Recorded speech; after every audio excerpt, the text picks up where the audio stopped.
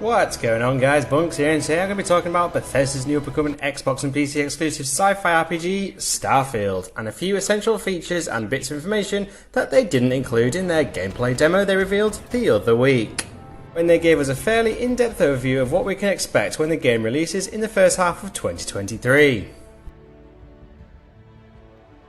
So, aside from some of the main features that we all saw and heard about in the demo, such as there'll be no less than 1,000 planets to fully explore in 100 systems, along with ship combat and customization, close quarters combat, exploration, resource gathering, a fully fledged story mode, and much more. So what are some of the things that Bethesda have been keeping close to their chest and since confirmed post-demo? Well, let's go ahead and find out. Now, of course, Bethesda are well known for creating massive open world RPGs, and Starfield looks to be their most ambitious project yet, and of course that means you're going to need a damn powerful next gen game engine to produce such a huge game. And Bethesda's existing engine, Creation Engine, has been used to create a whole bunch of their titles for the last 10 years, including Skyrim and all of its subsequent remasters and extensions, Fallout 4 and Fallout 76.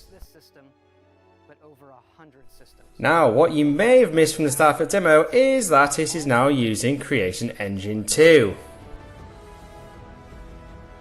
Now, Todd Howard has, in the past, talked about using an updated version of their Creation Engine, but considering they've added a 2 to the end of the name, and as a software developer myself, that makes me think it's basically a completely new version of the engine, which is powerful enough to create a game with 100 systems and over 1,000 planets. You don't add 2, or indeed another number, to the end of a name without it being drastically different to the previous iteration. If it was just an updated version, it would be more like Creation Engine 1.2 or something along those lines. That being said, it looks like this is going to be a brand new game engine that Bethesda are using to create Starfield. Exciting, right?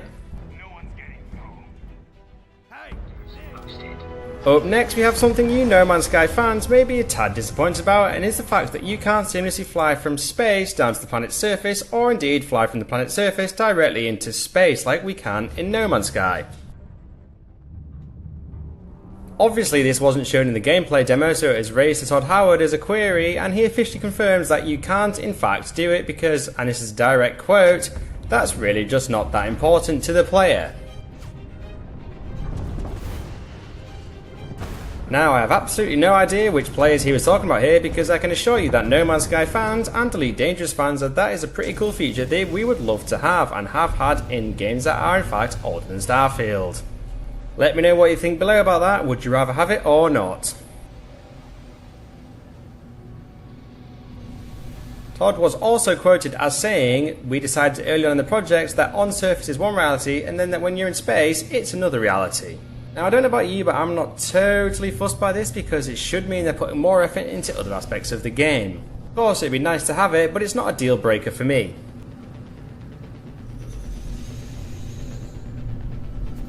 Flying directly down onto a planet or up into space from a planet does look awesome, but it's obviously not a fundamental part of Starfield, whereas No Man's Sky and other procedurally generated games like Elite Dangerous are more focused on exploration, and having this seamless universe is much more beneficial to these types of games.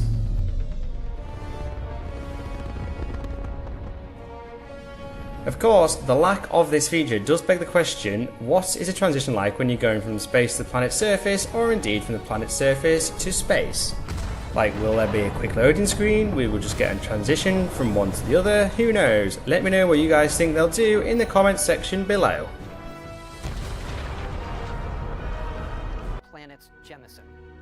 Whilst you're here, folks, it'd be totally awesome if you could hit those like and subscribe buttons, as I'll be covering all the Starfield news and speculation up to the release of the game, and of course I'll be doing many videos of it when I finally get my hands on it in release next year. So of course, if you watched the demo, it was very clear that there'll be an in-depth story mode for Starfield, and that will be working with, or for, a group called the Constellation. And these next couple of points expand a little bit on the story mode we're likely to see in Starfield and some of the places we'll get to explore. One of the first things Todd Howard reveals with the interview with IGN is the length of the main story. He says, and I quote, "This one's ending up a little bit longer than our previous games, and we may tune that some still. It's more quests, so it might be 20% more than our previous ones." And with that being said, we can probably expect a main story mode somewhere in the region of around 30 to 40 hours to complete, and that's before we touch any of the side quests and before any of the already promised DLC expansions, so it certainly sounds like Bethesda will be keeping us hooked on the game for some time.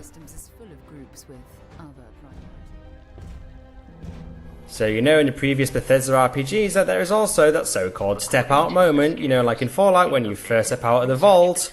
Well, it seems like there's going to be another step out moment, or at least one, in the Starfield, with Todd quoting as saying, when asked about it, there is. Look, the way the game starts is pretty set for everybody, so we definitely have what we call a step out moment. And we probably have a few of them given the scale of the game. Now, doesn't that sound exciting, right? So there are said to be 4 main cities in Starfield, which isn't a lot considering the sheer scale of the game. However, New Atlantis is supposedly the biggest city Bethesda has ever created, so bigger than anything in Skyrim, Fallout 4 or any of their previous games to date.